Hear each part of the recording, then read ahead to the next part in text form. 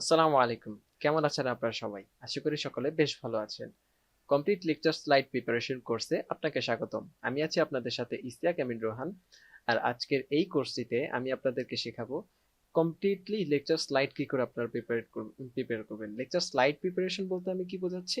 এখানে আমরা 10 মিনিট স্কুলের আহ, যে কন্টেন্ট গুলো আমরা দেখতে পাই, হতে পারে সেটা লেকচার স্লাইড অথবা আমরা A4 সাইজের কিছু কন্টেন্ট আমরা দেখতে পাই। আবার অনেক সময় দেখতে পাই হচ্ছে যে ক্লাস ক্লাস নেওয়ার সময় যেই স্লাইড গুলো দিয়ে টিচাররা ক্লাস নেয়, ওই জিনিসগুলো হচ্ছে আমরা লেকচার স্লাইডের মধ্যে বলছি, কারণ সবকিছুই পাওয়ার পয়েন্টে মেক করা হয়।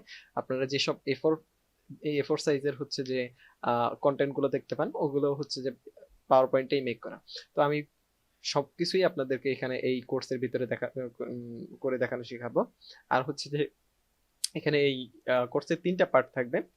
তো প্রথম পার্টটা থাকবে হচ্ছে যে টাইপিং এর একদম কমপ্লিটলি বেসিক থেকে শুরু করে আমি হচ্ছে যে টাইপিং এর পার্টটুকু দেখাবো। একদম পাওয়ার পয়েন্টের যারা কোনো মানে একদম আজকে আজকেই কেবল পাওয়ার পয়েন্ট ইনস্টল করছেন, তাদের মানে সেই বেসিক থেকে আমি একদম দেখানোর চেষ্টা করব।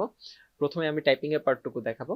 টাইপিং এর পার্টটুকু ডিটেইলসে দেখানোর পরে আমি ইনফোগ্রাফিং এর পার্টটুকুতে যাব। তারপরে আমি সামান্য অ্যানিমেশন করে দেখাবো আমাদের টেক্সট গুলো কি করে ওয়াইপ অ্যানিমেশন, যেমন মনে করেন যে একটার পর একটা টেক্সট চলে আসে, এরকম ওয়াইপ অ্যানিমেশন আমি দেখাবো। যে অ্যানিমেশন আমি এই ভিডিওতেই করছি, সামনের দিকে আপনারা দেখতে পারবেন। তো প্রথম এই কোর্সটি করে আমরা কি কি জিনিস শিখবো।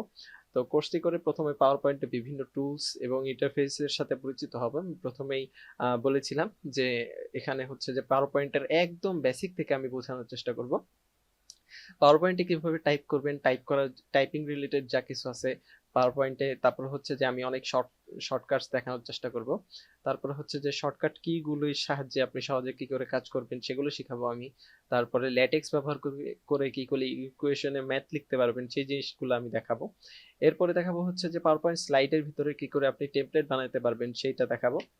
এরপরে টাইপিং না করেও কিভাবে সবগুলো স্লাইডে টেক্সট সবগুলো হচ্ছে যে টেক্সট আপনার আপনি কি করে স্ক্যান করে নিয়ে আসতে পারবেন। ধরেন আপনার কাছে একটা পিডিএফ দেওয়া হলো, ওই পিডিএফ এর ভিতরে অনেক লেখা আছে, এই সব লেখাগুলো আপনি হচ্ছে যে আহ, পুরো স্ক্র্যাচ থেকে টাইপ করতে চাচ্ছেন না, আপনি চাচ্ছেন এই লেখাগুলোই কোনোভাবে যদি স্ক্যান করে, তারপরে যে কোনো ভাবেই হোক এই লেখাগুলো যদি আপনি টাইপ না করেই কোনোভাবে ওসিআর করে আপনি যদি কপি করে নিয়ে আসতে পারতেন। তো সেই জিনিসটাই আমি শিখবো, দেখাবো। কিছু ট্রিক্স আছে, সেই ট্রিক্স গুলো দিয়ে আবার অনেকে চিন্তা করতে পারেন গুগলের ভয়েস টাইপ আপনি করতে পারেন, ভয়েস টাইপও করতে পারেন, তবে এই জিনিসটা আরো ভালো আমি দেখাবো সামনে। এরপরে হচ্ছে যে লেকচার স্লাইড কি করে ডিজাইন করবেন সেই জিনিসটা দেখাবো। অনেক সময় স্লাইডের বিভিন্ন হচ্ছে যে ডিজাইনের ব্যাপার থাকে, অ্যালাইনমেন্টের ব্যাপার থাকে। তারপরে হচ্ছে যে ফিক থেকে ডাউনলোড করবেন, এই জিনিসগুলো আমি দেখাবো। তারপরে ইনফোগ্রাফ ডিজাইন করতে পারবে। ইনফোগ্রাফ বলতে আমি কি বোঝাচ্ছি, হতে পারে অনেক সময় হচ্ছে যে ম্যাথের অথবা ফিজিক্সের অনেক জায়গায় হচ্ছে যে গ্রাফ থাকে, এই গ্রাফগুলো কি করে আপনি ড্র করবেন সেই জিনিসগুলো দেখাবো। তারপরে হচ্ছে যে স্লাইডের ভিতরে কোথাও যদি টেবিল থাকে, টেবিলটা কি করে আপনি আরো একটু ডিজাইন করে সুন্দর করে আপনি প্রেজেন্ট করতে পারেন সেই জিনিসটা দেখাবো। এরপরে হচ্ছে যে অ্যানিমেশন এবং ট্রানজিশন শেখাবো। ট্রানজিশন বলতে আহ, সামান্য কিছু দেখাবো আর কি এই এর ভিতরে, যেটা হচ্ছে যে আমরা নর্মালি ইউজ করে থাকি লেকচার স্লাইড প্রিপেয়ার করার ক্ষেত্রে। এখানে যা কিছু শেখানো হবে সমস্ত কিছু লেকচার স্লাইডকে কেন্দ্র করে।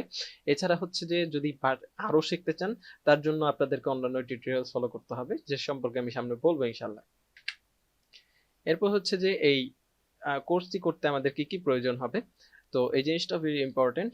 প্রথমে হচ্ছে যে আপনাদের হচ্ছে যে অফিস 2016 অথবা 2019 অথবা অফিস 365 যদি কারো থাকে, তাহলে হচ্ছে যে এই কোর্সের জন্য সব থেকে ভালো। তবে অফিস 2016 এর নিচে যেন কোনো ভার্সন আপনারা ইউজ না করেন সেই জিনিসটা খেয়াল রাখবেন। যদি আপনি শুধুমাত্র টাইপিং রিলেটেড কাজ করতে চান এন্ড এই সামনে না আগাইতে চান, তাহলে হচ্ছে যে অফিস 2016 এটা আপনার জন্য। এরপরে হচ্ছে যে আপনি যদি আরেকটু বেশি আরেকটু অ্যাডভান্সড কোনো কাজ করতে চান, তাহলে 2019 এটা আমরা ইনস্টল করা শিখাই দেবো ইনশাল্লাহ। এটার লিঙ্কও দিয়ে দিব আমরা। এরপরে হচ্ছে অফিস 2065, 365, সরি।